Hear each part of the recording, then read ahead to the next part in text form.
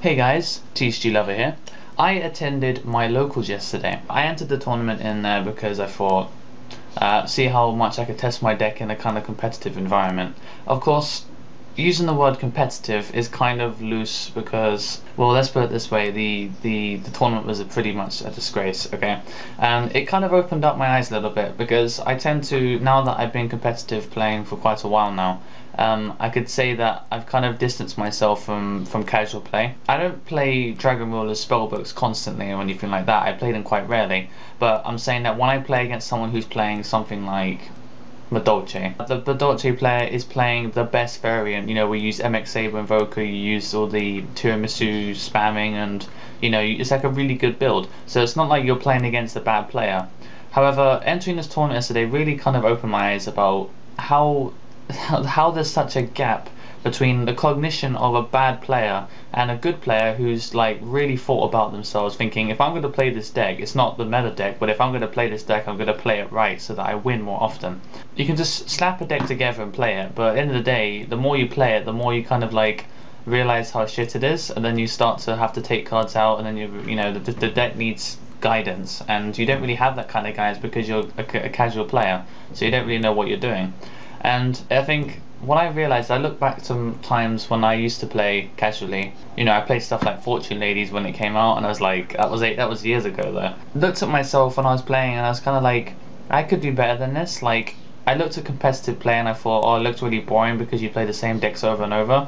But actually, it is much better to play competitively. Overall, you know, you feel like you're challenging your limits a little bit. You're kind of pushing yourself, and you're seeing how your own perspective of the meta and how you've interpreted it in your mind has kind of equated into a deck that can tackle this meta, and you built it yourself, and you've kind of like, yeah, this is definitely what I want to play because I love how it plays and I love how it makes everyone else lose. You know, I just think you get to a kind of point where you are playing bad and you're playing casually, and then you kind of hit this wall where you think, I don't want to lose anymore. I actually want to build a consistent deck which can actually win. And then once you realize that consistency is probably the most important thing in this entire game, being able to continuously do the same combo over and over again so that you get the win. It's like once you realize that, once that little crucial thing comes into your mind and you start nurturing it and actually turning it into the most important factor in your mind whenever you're considering tech choices, considering your deck building. Once you do that, then suddenly the format and everything becomes easier for you to get involved in. Competitive play seems a lot more fun.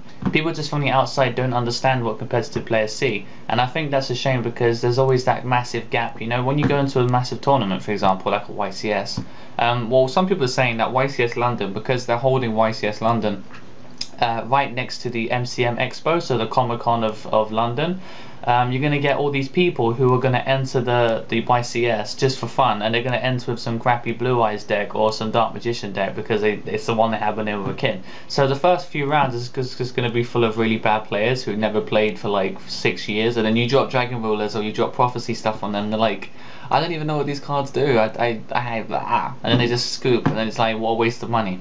Even though supposedly in YCS London you can pay your entry in the YCS, and then in the Expo you can actually go in for free, so you might as well just enter the YCS. So there'll be a lot of YCS entrants of people who drop out. So if you do go to YCS London, if you're part, or if you live in the UK or anything like that, or in Europe, then definitely do think about coming, because the first few rounds is going to be a piece of piss for you. Unless of course you're like them and you don't play competitively.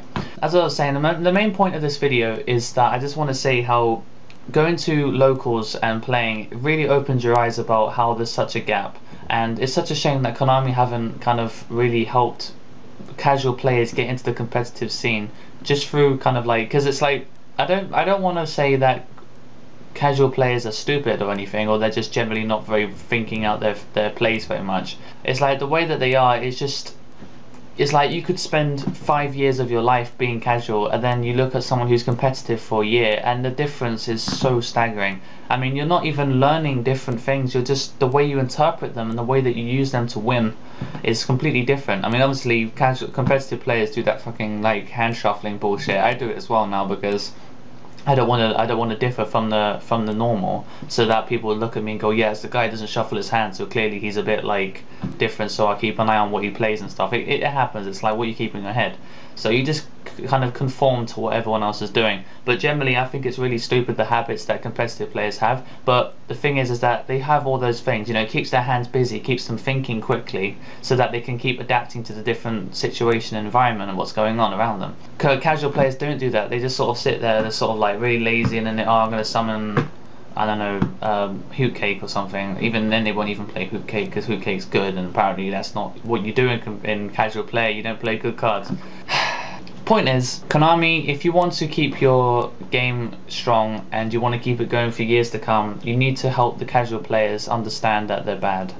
And I don't want to say to people like you, if you're watching this video and you are a casual player, then I'm saying to you, I know that you probably thought about becoming competitive. It's great. Just if you're playing casually, don't play a bad deck. Don't play a meta deck, because then there's no point playing casually. Not even playing casually if you're playing a meta deck, because it's too expensive.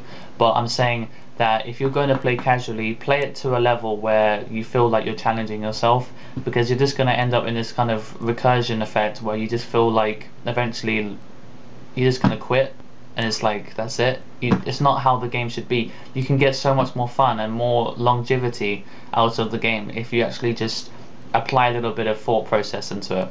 So yeah, comment down below. Tell me if you are casual or competitive. Tell me about how competitive or being casual benefits you. I'm quite surprised how my last video on Simon He got so many views. It's ridiculous. So thanks to everyone who subscribed to me, because I got so many subscribers from that video. And make sure you check out Thetcglover's channel, because in a few days he's going to upload my subscriber showcase. Obviously you're already a subscriber of me probably. You get to see his video as well. I just talk about DN and Yu-Gi-Oh! Pro and stuff. So thanks for watching guys, and until next time, the Thetcglover is out.